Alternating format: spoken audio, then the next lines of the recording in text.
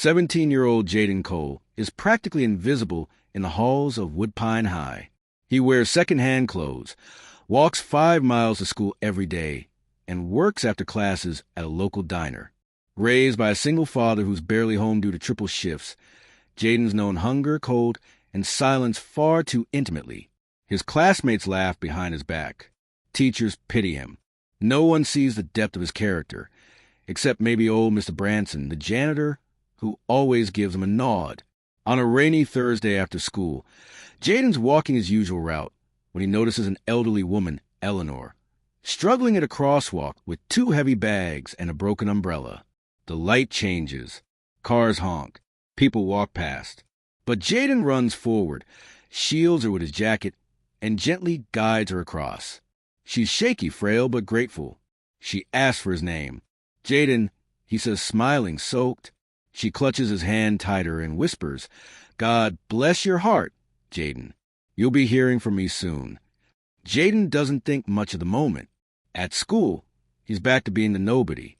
Chase Lockwood, the rich, arrogant star quarterback, mocks his wet shoes and posts a picture of Jayden wiping tables at the diner. It goes viral within their town. From trash to Trey boy, the caption reads. Jayden keeps his head down. He's used to it, but something in him stirs. Jayden's phone buzzes at 12:17 a.m., a private number. The message reads, "Come to 142 Welling Estate at 8 a.m. sharp. Don't be late." Confused and unsure, he considers ignoring it, but something about that old woman's eyes sticks in his mind. So, the next morning, instead of going to school, Jayden walks miles to Welling Estate, home to some of the town's wealthiest residents. Jayden reaches the gate. A security camera whirs. The iron gates creak open. He walks through, heart pounding, up a stone driveway leading to an enormous white mansion. The butler greets him. "Miss Eleanor has been expecting you." Jayden, bewildered, steps into a life he never imagined and has no idea what's coming next. Jayden is ushered into a grand sitting room with mahogany floors and velvet drapes. Eleanor, now dressed in a sharp lavender suit, sits with perfect posture and a quiet, commanding presence. She smiles warmly as he enters. "You came. That tells me everything I need to know." Jayden sits awkwardly across from her, trying not to stare at the chandelier above. "I don't understand. Who are you?" She pours tea with trembling hands but a steady voice. "I'm Eleanor Whitaker, retired CO. Used to run the largest nonprofit tech foundation on the East Coast. You helped me not as a CEO, not as a donor, but as a human being. And I don't forget that." Jayden says nothing. His heart pounds. "Tell me your story, Jayden." And so, for the first time in a long time, he tells it. Jayden recounts his life. How his mother died when he was 8, how his father works at the dockyard day and night, how he wears donated clothes and dreams of college, but can't even afford the entrance exams, how he's mocked at school called scrub or Trey boy. Eleanor listens, truly listens. "You remind me of someone," she says, her voice distant. "Someone I lost a long time ago." Jayden's not sure how to respond. "You'll come back tomorrow," she instructs. "And every day after school, I'll be testing you." "Testing me?" Jayden asks, confused. "For something much bigger than you realize." The next few days blur. Jayden returns to school, ignored and mocked as always. But each afternoon he walks back to Eleanor's mansion. She gives him books to read, problems to solve, moral dilemmas to debate. She watches how he reacts, how he reasons. "You have a mind sharper than most men twice your age," she says one day. At school, however, things worsen. Chase Lockwood trips him in the hallway. Jayden falls, scattering books. Laughter erupts. A teacher chuckles along. Jayden clenches his fists, but says nothing. Eleanor hears of it and simply says, "Good. Don't flinch. You're being sculpted." Eleanor gives Jayden access to her personal library, filled with thousands of books on leadership, ethics, finance, and world affairs. She begins asking him to write proposals, mock grant applications, business pitches. "Why are you doing this for me?" Jayden asks. Eleanor pauses. "Because no one ever did it for me." She shows him an old photo of a young boy who looks like Jayden. My son, he died at 17. Car crash. He was brilliant like you. Jayden doesn't know what to say. He simply nods, feeling something deep shift inside. At school, Chase spreads a rumor that Jayden is servicing a rich old woman for money. Photos of Jayden entering the mansion circulate. Students whisper. One teacher calls him opportunistic. Jayden almost stops going, but Eleanor notices the drop in his spirit. They want to crush you before you bloom. That's how the world works. But I planted you in deep soil, Jayden. Just wait. She hands him a sealed envelope. Don't open this until I say. A week later, Eleanor tells Jayden to wear something formal and be at the mansion by 7 p.m. She's arranged a private dinner with investors who might be interested in his ideas. Jayden doesn't know what to expect. He walks in wearing his only blazer, 3 sizes too big. Inside, the room is filled with suits and diamonds. Eleanor introduces him. This is Jayden Cole, my protege. People raise their brows. A few chuckle. Jayden takes a breath and pitches an idea he's been developing with Eleanor. A mobile app that helps low-income students apply for scholarships more efficiently. By the end of the night, a woman slides him her card. Call me. I'd like to fund your beta version. News of the dinner hits town gossip blogs. Someone leaks a photo of Jayden at the table beside wealthy elites. Back at school, Chase is furious. He corners Jayden in the locker room. You think you're somebody now, huh? Jayden doesn't react. Chase shoves him. You're still dirt. That old woman's gonna die soon, and you'll go right back to the trash. Jayden locks eyes with him and says quietly, Not if I build something bigger than you can imagine. Chase laughs. You? A poor kid with no name. Jayden smiles. Exactly. At the mansion, Eleanor grows weaker. Her coughing is persistent. She waves it off. I'm not afraid of dying, she tells Jayden, but I am afraid of leaving this world without passing on the fire. She opens a safe in her study and pulls out a thick file titled Project Heirloom. You're going to finish this, she tells him. Everything in this file, it's yours now. Inside are blueprints, financial assets, property deeds, patents, and a trust fund worth millions, set to activate under one condition. Jayden must keep his grades up, graduate with honors, and complete the app's first working version within 6 months. Jayden visits Eleanor one Saturday and finds her unconscious. He calls emergency services. She survives, but is hospitalized for weeks. During this time, Chase's father, a corrupt real estate developer, tries to buy Eleanor's mansion while she's incapacitated. Jayden digs through the Project Heirloom files and finds legal protection clauses Eleanor drafted for exactly the scenario. He uses her lawyer's contact and files an emergency stay.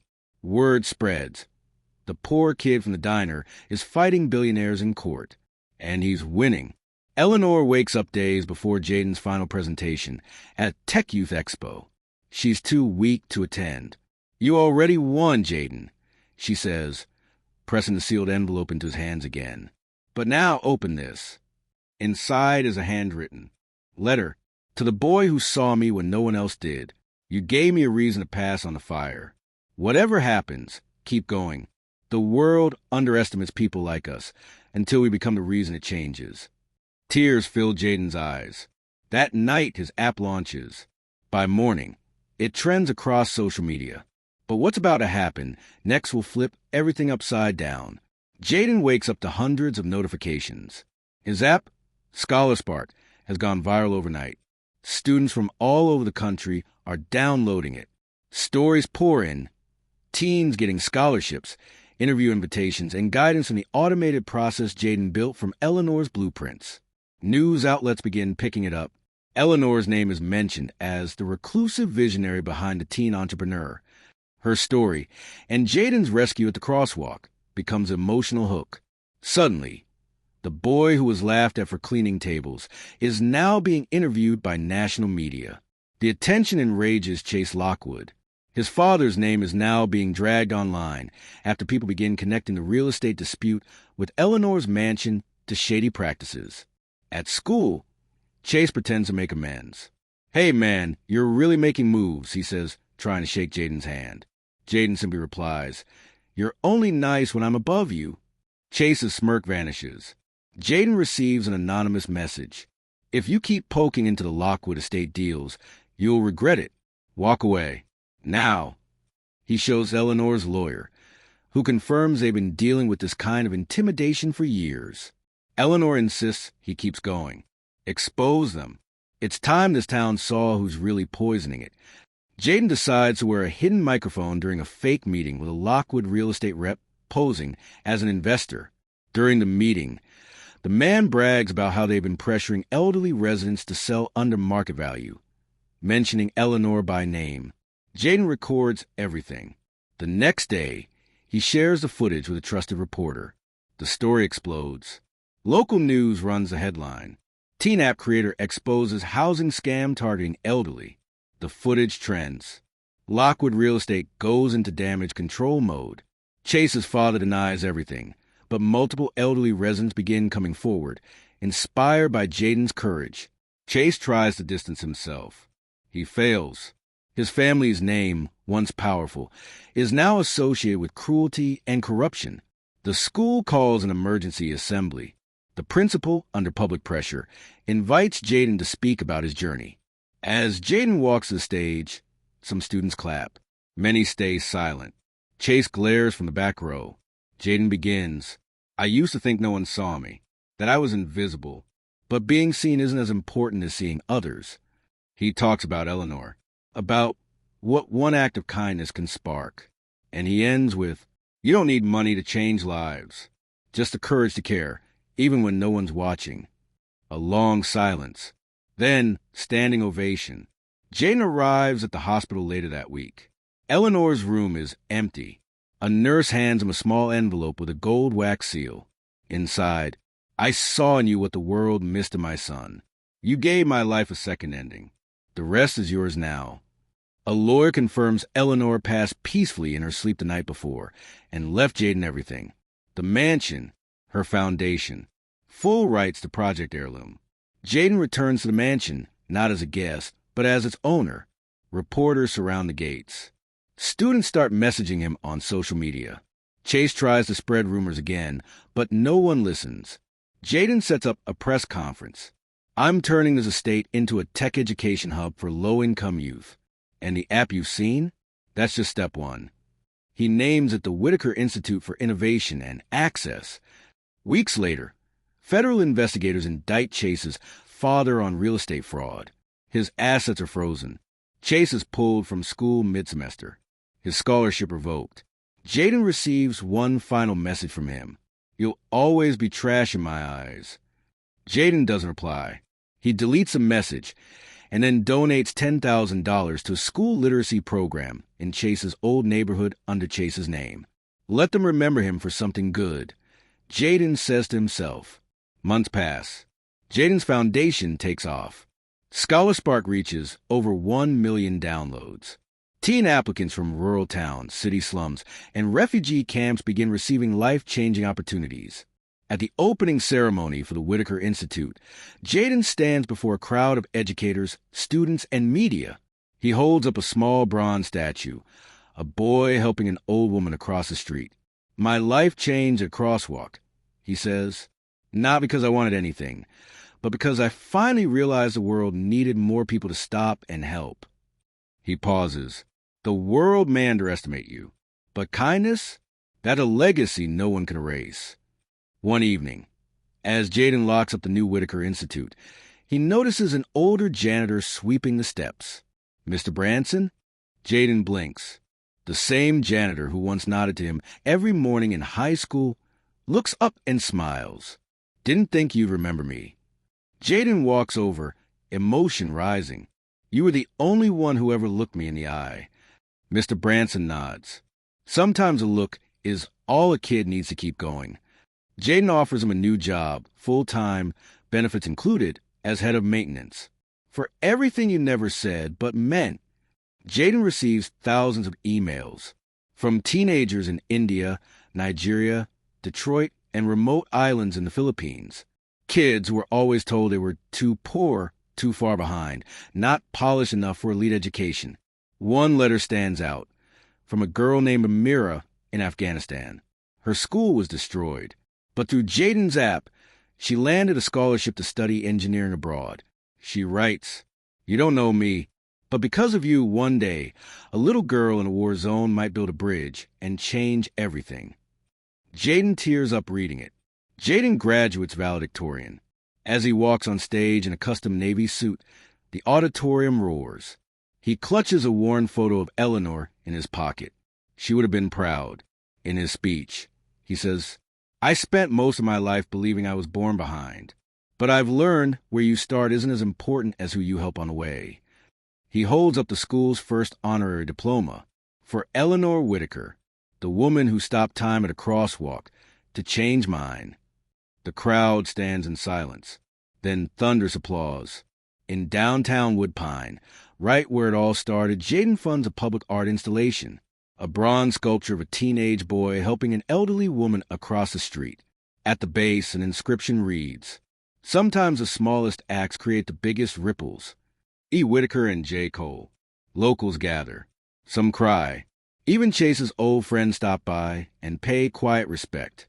History is being rewritten not by force, but by kindness. Years pass. Jayden, now 24, returns to the Institute one morning to see a new student crying on the steps. Torn backpack, worn shoes. Alone, he sits beside the boy. "First day?" The boy nods. Jayden smiles, handing him a welcome package. "I used to sit on those same steps. It gets better. I promise." The boy stares. "Are you the guy from the statue?" Jayden laughs softly. "Yeah, but more importantly, I'm the guy who believes in you." The boy lights up. The cycle continues. Years later, Jayden walks alone one evening near that same old crosswalk. It's raining again. He sees a teenage girl hesitating at the curb, unsure whether to help an elderly man. With a cane, Jayden watches as she steps forward, offering her arm. The man smiles. Jayden exhales, deeply moved. He pulls out his phone and types a message to himself. Legacy isn't what you leave behind. It's what you pass forward. As the light turns green and they cross together, Jayden whispers to the rain, "Thank you, Eleanor, for helping me cross." White heavy checkmark themes and final life lesson. Kindness ripples beyond what we see. Never underestimate the overlooked. Those are often the ones who change the world. Legacy isn't about fame or wealth. It's about who you lift on your way up